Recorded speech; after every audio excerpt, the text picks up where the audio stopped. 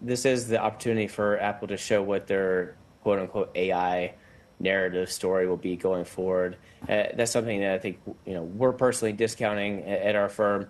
I think it's gone too far with different firms using artificial intelligence as this push for why earnings or profitability can be better than it is right now. I do like the story behind Alphabet and Microsoft with AI, but there's just too many stories out there, and I think that the story with Apple is, this is the incremental next step in another iPhone.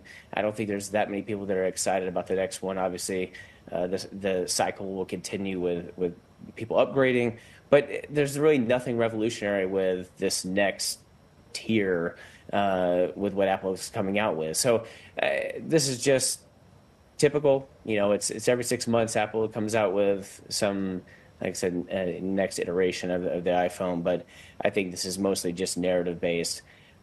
I do like the stock of Apple with all that, is that you've got a very high, and that it really comes down to the fact that we're very defensive in our asset allocation right now. When you look at Apple, it's a high cash flow, a very stable business model. So we do like that. If like everyone else are going to get caught up in the AI story, that's fine. But what we really care about is the fact that they are a sustained business model that pushes off a lot of cash flow without a lot of effort, even without any big innovation. They're able to do that. So as an investor, we like that right now. It's stable, it's defensive. That's where we want to be. That's why we like Apple. It's not about some AI story right now.